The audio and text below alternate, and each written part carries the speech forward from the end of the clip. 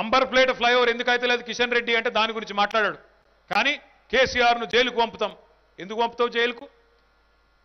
పెళ్లిడికి వచ్చిన ఆడపిల్లలకు ఒక మేనమామ లెక్క 12 లక్షల మంది ఆడపిల్లలకు వాళ్ళ తల్లిదండ్రులకు అండగా నిలబడి షాదీ ముబారక్ కళ్యాణ లక్ష్మి అనే కార్యక్రమం పెట్టి 12 లక్షల కుటుంబాలను ఆదుకున్నందుకు పంపిస్తావా జైలుకు? ఎందుకు పంపుతావు?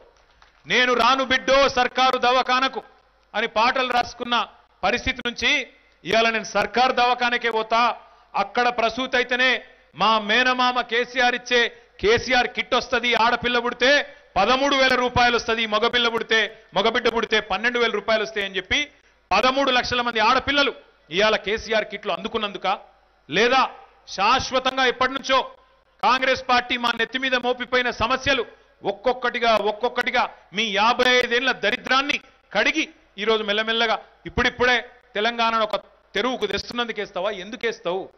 కరెంటు మంచిగా చేసినందుక, మంచిళ్ళు మంచిగా చేసినందుక, డబుల్ బెడ్రూమ్ ఇల్లు కడుతున్నందుక, లేకపోతే ఉప్పల్లో ఐటీ సంస్థలు తెచ్చే ప్రయత్నం చేస్తున్నందుక, దేనికోసం ఇస్తావు? ఎందుకంటే ఏం సమాధానం చెప్పరు. ఇక్కడి నుంచి ఒక ఎంపీ ఉన్నాడు, ఎప్పుడన్నా కలవడ్డాడో లేదో నాకైతే ఎరకలేదు.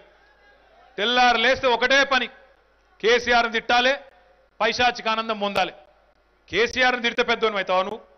కేసీఆర్ కంటే తెలంగాణను ఎక్కువ ప్రేమిస్తే, కేసీఆర్ కంటే తెలంగాణ కోసం ఎక్కువ మంచి చేస్తే గప్పుడు ప్రజలు ఆదరిస్తారు తప్ప అడ్డం పొడుగు కేసీఆర్ని తిడితే ఆదరించరు. ఈ మాట దయచేసి మీరు అందరూ ఆలోచన చేయాలి.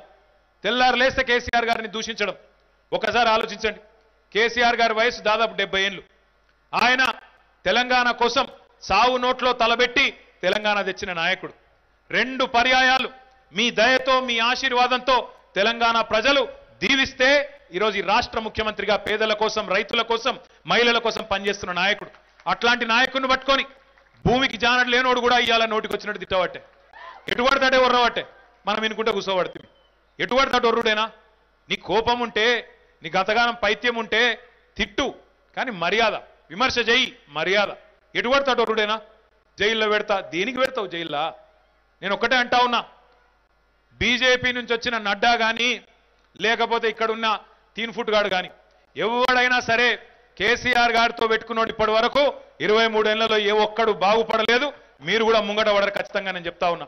ఎందుకంటే ఈ రాష్ట్రంలో వాస్తవం ఏంది అంటే, పేద ప్రజలు ఈరోజు ఈ రాష్ట్రంలో కేసీఆర్ గారి రూపంలో ఒక అన్నను తమ ఇంటి పెద్దగా, తమ కుటుంబ పెద్దగా ఈరోజు కేసీఆర్ గారిని చూసుకుంటా ఉన్నారు. ముఖ్యంగా పేదలు ఈ రాష్ట్రంలో సంతోషంగా ఉన్నారు కాబట్టే కేసీఆర్ గారికి తిరుగు లేకుండా ఏ ఎన్నిక వచ్చినా ఇవాళ ప్రజలు ఆశీర్వాదం ఇస్తా ఉన్నారు. మిమ్మల్ని అందరినీ మనస్ఫూర్తిగా నేను కోరేది ఒకటే, నేనేదో ఉప్పల్ల మొత్తం పనులు అయిపోయినాయి, ఇక పనులేం లేవు, సమస్యలేం లేవు అని నేను అంటలేను. 9 ఏళ్లలో మాకు చేతనైనంత, వాళ్ళు 55 ఏళ్లలో చేయలేని పని మేము 9 ఏళ్లలోనే చేసి చూపెట్టినాం. మంచినీళ్ళు బాగా చేసినాం, రోడ్లు బాగా చేస్తున్నాం, కరెంటు బాగా చేసుకున్నాం, పేదవాళ్ళ కోసం కొన్ని మంచి కార్యక్రమాలు చేస్తూ ఉన్నాం. ఇంకా చేయవలసిన పనులు ఉన్నాయి. శిల్పారామం తెచ్చుకున్నాం, ఇంకా దాన్ని బాగా చేయాలి. ఇప్పుడే ఆడికి పోతే అక్కడ హెచ్ఎండిఏ లేఅవుట్లో ఉండే 2-3 కాలనీల ప్రజలు వచ్చిండ్రు, మాకు ఇక్కడ మంచినీళ్ళు కావాలి, మోరీలు కావాలి, రోడ్లు కావాలన్నారు. తప్పకుండా వాళ్ళకు కూడా మంజూరు చేస్తా అని చెప్పినా తప్పకుండా చేసి చూపెడతాం. మల్టీపర్పస్ కమ్యూనిటీ హాల్ మరిన్ని కట్టుకోవాలి, ఇట్లాంటి స్టేడియంలు మరిన్ని కట్టుకోవాలి. ఇంకా చాలా పని చేసేది ఉన్నది. మొత్తం మూసీని మంచిగా చేసుకోవాలి. కొన్ని పనులు చేసినాం ఈ 9 ఏళ్లలో. ఇవాళ మీరు ఉప్పల్లో ఉన్న వాళ్ళు చాలా మంది ఇతర జిల్లాల నుంచి వచ్చి ఇక్కడ స్థిరపడ్డ వాళ్ళే ఉంటారు. వరంగల్ వాళ్ళు ఉంటారు, నల్లగొండ వాళ్ళు ఉంటారు, యాదాద్రి జిల్లా వాళ్ళు ఉంటారు, జనగామ జిల్లా నుంచి వచ్చిన వాళ్ళు కూడా చాలా మంది, కరీంనగర్ వాళ్ళు కూడా ఇదే ప్రాంతంలో ఉంటారు. మరి మీ అందరికీ తెలుసు, ఇవాళ తెలంగాణలో ముఖ్యమంత్రి కేసీఆర్ గారు అయిన తర్వాత వ్యవసాయం ఎంత బాగుపడ్డదో మీ కళ్ళకే కనబడతా ఉంది. ఒకవైపు వ్యవసాయం బాగుపడుతున్నది, మరొక వైపు బ్రహ్మాండంగా పరిశ్రమ రంగంలో కూడా దూసుకొని పోతా ఉన్నాం. ఒకవైపు అభివృద్ధి జరుగుతోంది, మరొక వైపు సంక్షేమ రంగంలో పేదవాళ్ళని కడుపులో పెట్టుకొని చూసుకుంటా ఉన్నాం. ఒకవైపు తాగునీరు మంచిగైంది, ఇంకోవైపు సాగునీరు మంచిగైంది. ఒకవైపు పర్యావరణం, ఇవాళ చెట్లు పెట్టి 7.7% పచ్చదనాన్ని పెంచి 240 కోట్ల మొక్కలు పెట్టి హరితహారం లాంటి కార్యక్రమాలు పెట్టి హైదరాబాద్ కు గ్రీన్ సిటీ లాంటి అవార్డులు కూడా తెచ్చుకుంటున్నాం ఒకవైపు, మరొక వైపు పరిశ్రమలు కూడా తెచ్చుకుంటా ఉన్నాం. ఒకవైపు ఐటీ ఎగుమతుల్లో దూసుకొని పోతున్నాం, మరొక వైపు వ్యవసాయ ఉత్పత్తుల్లో దూసుకొని పోతా ఉన్నాం. ఇప్పుడు నేను ఇక్కడికి వచ్చే ముందు ఉప్పల్కి 2 కంపెనీలు, లూలు గ్రూప్ అనే ఒక కంపెనీ ఉంటుంది, యూసుఫ్ అలీ గారని చైర్మన్, ఆయన అక్కడికి వెళ్ళి వచ్చిండు, దుబాయ్కి వెళ్ళి, అబుదాబికి వెళ్ళి వచ్చి 3,500 కోట్ల పెట్టుబడి నేను తెలంగాణలో పెడుతున్నా అని చెప్పి ఇప్పుడు ఆయన ప్రకటించిండు. ఇంకొక company, French company tele performance అనే కంపెనీ వాళ్ళు వచ్చిండ్రు.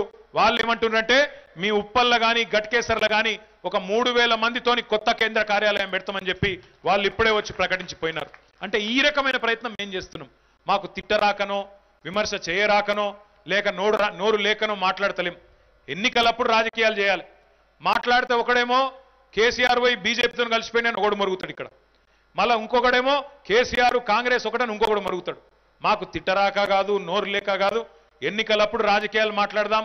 ఆ రోజు ప్రజలు దీవిస్తే ఎవరు ఎక్కడ కూర్చోబెట్టాలనో ప్రజలు డిసైడ్ చేస్తారు. అప్పటిదాకా పని చేయాలని చెప్పి ఓపికతో ఉంటా ఉన్నాం. మిమ్మల్ని అందరూ నేను కోరేది ఒకటే, ఈ 9 ఏళ్లలో హైదరాబాద్ మహానగరంలో చక్కగా శాంతి భద్రతలు చక్కగా ఉన్నాయి. ఇవాళ పంచాయతీలు లేవు, కర్ఫ్యూలు లేవు, కొట్టుకునుడు గుద్దుకునుడు కులం పేరు మీదనో మతం పేరు మీదనో ప్రాంతం పేరు మీదనో ఏమి లేవు. ప్రశాంతంగా హైదరాబాద్ ఉన్నది కాబట్టే పెట్టుబడులు వస్తూ ఉన్నాయి. కానీ అలా రాబందుల్లాగా ఎదురు చూస్తూ ఉన్నారు కొంతమంది. ఎట్లున్నదంటే ఈ కాంగ్రెస్ వాళ్ళని చూస్తేనే నాకు చాలా గమ్మత్ అనిపిస్తుంది. వాళ్ళు వచ్చి తిడుతుంటారు, కేసీఆర్ ఇంకా మంచిల సంగతి ఏంది, ఇంకా కొన్ని రోడ్లు బాగా చేయాలి, మోరీలు బాగా చేయాలి, ఇంకెప్పుడు చేస్తావు అని లొల్లి పెడతారు వాళ్ళు మా మీదకి. గమ్మత్ ఎందుకు అనిపిస్తుంది అంటే నాకు ఒక చిన్న కథ గుర్తొస్తుంది. ఆ కాంగ్రెస్ వాళ్ళని ముఖ్యంగా ఆ రేవంత్ రెడ్డిని చూస్తే నాకు చిన్న కథ గుర్తొస్తుంది. ఎట్లుంటుందంటే వెనకటికి మన ఉప్పల్ అసంటి ప్రాంతంలోనే ఒక పుల్లగాడు ఉండే. వానికి చిన్నప్పటి నుంచి అన్ని లంగ సోపతులు, లంగ దోస్తాన్లు, చిన్నప్పటి నుంచి చదువు రాలేదు, సంధ్య రాలేదు. ఆయన ఆగమాగం పెరిగి అన్ని లంగ అలవాట్లు దొంగ అలవాట్లు అయ్యి పెరిగి ఒక చిన్న క్రిమినల్ తయారైండు. 16-17 ఏళ్ళకి వచ్చిండు. వచ్చినాక ఒక రోజు బాగా తాగిండు. తాగినాక హోస్ట్లో లేడు, ఇంకింత తాగాలనిపించింది. ఆయనతో పోయి ఇంట్లోనే వాళ్ళ నాయన జేబులో పైసలు ఉంటే ఆ గోడ మీద ప్యాంట్ ఉంటే ప్యాంట్లోకి వెళ్ళి పైసలు కొట్టేవేయండి. వాళ్ళ అమ్మ చూసింది, గట్టిగా ఉరికొచ్చి పట్టుకున్నది, దవడ మీకెళ్ళి 2 చంపింది. బుద్ధున్నాదురా నీకేమన్నా, దొంగతనాలకు కూడా దిగబడ్డావా నువ్వు అని లొల్లి పెట్టింది. వాడు తాగిన మత్తులో ఉన్నాడు, హోస్ట్లో లేడు. పక్కకు రోకల్ బండ ఉండే, ఆయనతో తీసుకొని వాళ్ళ అమ్మని గట్టికి కొట్టిండు. అమ్మ కింద స్పాట్లో పడ్డది, చచ్చిపోయింది అక్కడనే. వాళ్ళ నాయన చూసిండు, ఉరికొచ్చిండు. ఎంత పని చేస్తేవిరా అని చెప్పి వాళ్ళ నాయన వంగబెట్టి 2 గుద్దిండు. వాడు అట్లే తాగిన మత్తులో వాడు హోస్ట్లో లేడు, అదే రోకల్ బండ అందుకొని వాళ్ళ నాయనని కూడా కొట్టిండు, చంపేసిండు. నాయన కూడా చచ్చిపోయిండు స్పాట్లో. పోలీసు వాళ్ళు ఊకోరు కదా మర్డర్లు చేస్తే, తీసుకుపోయి లోపల వారేసిండ్రు. పారేసినాక మరి శిక్ష చేయాలి కదా, జడ్జి గారి దగ్గర తీసుకొచ్చారు. ఆ పిల్లగాని తీసుకొచ్చినాక జడ్జి గారు ముంగట నిలబెట్టిరు. ఆ జడ్జి గారు మన మంత్రి మల్లారెడ్డి సాబ్ లెక్క మంచోడు, నిలబెట్టిరు. ఆ జడ్జి గారు ముంగట నిలబెట్టిరు. పిల్లగాని నిలబెడితే జడ్జి గారు అడిగిండట, అరే నేను నాది 30-40 ఏళ్ళు అయిందిరా బాయ్, నేను జడ్జి పని చేయబట్టి చాలామంది లత్కోరగాలని చూసినా, చాలామంది లఫూట్ గాలని చూసినా, చాలామంది గలీజ్ గాలని చూసినా, ఆఖరికి రేవంత్ రెడ్డిని కూడా చూసినా, కానీ నీ అంత గలీజ్ గాని అయితే చూడలేదు నేను. తల్లిదండ్రిని చంపినావు నువ్వు, నీ సొంత తల్లి నీ అమ్మాయి అని చంపినావు, నేను ఏం చేయాలో నాకైతే తోస్తలేదు, నువ్వే చెప్పి కాలబెట్టు, నీకేం శిక్ష చేయాలో నువ్వే చెప్పురా అన్నాడట. వాడు ఏమన్నాడట ఎరికేనా, సార్ నాకు అవ్వాయ లేరు సార్, నన్ను ఇడిచిపెట్టి సార్, అనాథని సార్ అన్నాడట వాడు. అంటే ఎవడైతే చంపిండో వాడే వచ్చి మళ్ళీ నేను అనాథని సార్ అంటే ఏమనాలి మరి మనం? ఇప్పుడు కాంగ్రెస్ వాళ్ళు వచ్చి మా మీద కాకిరి బీకిరి లొల్లి పెడితే 50 ఏళ్ళు ఈ రాజ్యాన్ని వెళ్ళింది ఎవడు? కాంగ్రెస్ వాడు కాదా? ఓట్లు వేయలేదా మీరు ఇదివరకు కాంగ్రెస్కు? 2014 దాకా గుద్దుడే గుద్దుడు గుద్దుడే గుద్దుడు. 50 ఏళ్ళు వాళ్ళేనా? 50 ఏళ్ళు దేశాన్ని రాష్ట్రాన్ని నడిపినోడు వచ్చి మళ్ళా ఇది ఇట్లెందుకుంది అది అట్లెందుకుంది అని రాగాలు తీస్తే ఏం చెప్పాలి మరి? ఏడు అన్నవన్నా నువ్వు ఉన్నప్పుడు ఏం చేసినావు మరి? గుడ్డి గుర్రాల పనులు దొమినవా, గాడుదలు కాసినవా అంటే బాధ. మళ్ళా అగో నన్ను తిట్టిండు. ఇంకొక ఆయన అంటాడు ఇంకా గమ్మత్, అమరవీరుల స్తూపం గురించి మాట్లాడతారు కాంగ్రెస్ వాళ్ళు. ఇక అమరవీరుల గురించి కాంగ్రెస్ వాళ్ళు మాట్లాడితే నేను అడుగుతున్నా, వాళ్ళని చంపిందే వాళ్ళు మరి, అమరవీరులను చేసిందే వాళ్ళు.